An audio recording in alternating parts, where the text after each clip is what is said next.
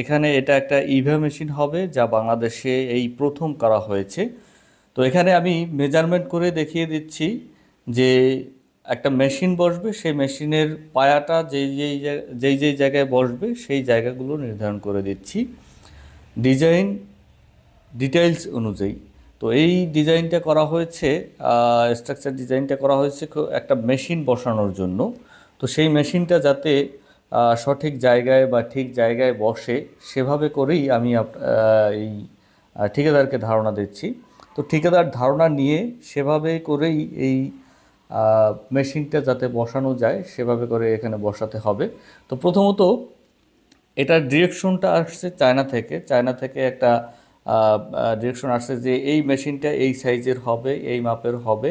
তো এই মেশিনটা বসানোর জন্য আমাদের একটা নিচে বেসমেন্ট করা হয়েছে, প্ল্যাটফর্ম করা হয়েছে। এইটা প্রায় মাটি থেকে 11 ফিট নিচে থেকে এটা ঢালাই হয়ে আসবে। তো এখানে ডাবল জালি দিয়ে অনেক সুন্দর করে একটা বেস সাজানো হয়েছে। এখানে প্রথমত আমরা সয়েল টেস্ট করেছি, সয়েল টেস্টের উপরে মাটির কোয়ালিটির উপরে ভিত্তি করে এই বেসটা দেওয়া হয়েছে। এই বেসটা প্রায় 18 ইঞ্চি পুরুত্বের বেস হবে। তো এই বেজের মধ্যে টোটাল চারটা চারটা করে 8টা পায়া হবে, সেই পায়ার মাপটা মূলত দিয়ে দিচ্ছি। তো যে কোনো ক্ষেত্রেই বেইজের স্ট্রাকচার ডিজাইনটা খুবই গুরুত্বপূর্ণ এবং মেজারমেন্টটা অবশ্যই তার থেকেও বেশি গুরুত্বপূর্ণ। মেজারমেন্ট সঠিকভাবে না নিলে বা মেজারমেন্ট সঠিকভাবে না নিয়ে কোনো কাজ করলে সেক্ষেত্রে সেই কাজ যথাযথ হয় না।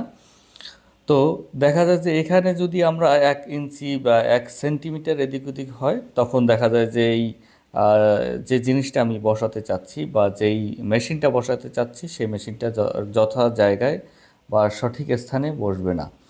তো এভাবে করেই প্রত্যেকটা কাজই পিডি কনস্ট্রাকশন কনসালটেন্সি সঠিক তদারকির মাধ্যমে কমপ্লিট করে আসছে বিগত দিন থেকে এখন পর্যন্ত। আর প্রত্যেকটা মেজর কাজের ক্ষেত্রে অবশ্যই আমি সেখানে উপস্থিত থাকি নিজেই। তো আপনারা যারা ভবন নির্মাণ করতে আগ্রহী বা করতে চাচ্ছেন বা আপনার স্বপ্নের ভবনটি বাস্তবায়ন করতে চাচ্ছেন সেক্ষেত্রে অবশ্যই আপনি নির্দ্বিধায় আমাদের সাথে যোগাযোগ করতে পারেন। আপনার ভবনটিও এভাবে করেই খুব সূক্ষ্ম তদারকির মাধ্যমে কমপ্লিট করার চেষ্টা করব আমরা। তো আমাদের প্রত্যেকটা কাজই অনেক সুন্দরভাবে করে আসছি এখন পর্যন্ত। এখানে যেই বিষয়টা হবে, এখানে টোটালি বাংলাদেশের মধ্যে এই প্রথম এই ইভা মেশিনটা আপনারা মোটামুটি গুগলে বা ইউটিউবে সার্চ দিলে পাবেন যে ইভা মেশিনটা কী। মূলত এটা হচ্ছে জুতার নিচের ছোলটা যে তৈরি করা হয়, এটা এখন বর্তমানে বাংলাদেশের চাহিদা পূরণের জন্য দুবাই, তারপরে হচ্ছে আপনার চায়না কোম্পানি আছে, তারা এটার যোগান দিয়ে থাকে। তো এইটা যদি আমাদের বাংলাদেশে হয় সেক্ষেত্রে বাংলাদেশের মানুষ আরও লাভবান হবে এবং আয়ের দিক থেকেও বৈদেশিক মুদ্রা অর্জন করতে পারবে।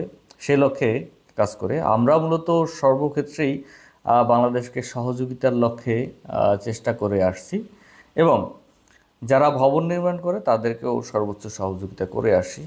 তো যে কোনো ক্ষেত্রেই সঠিক পরামর্শ নিয়ে কাজ করলে সেই কাজ যথাযথ হবে ইনশাল্লাহ।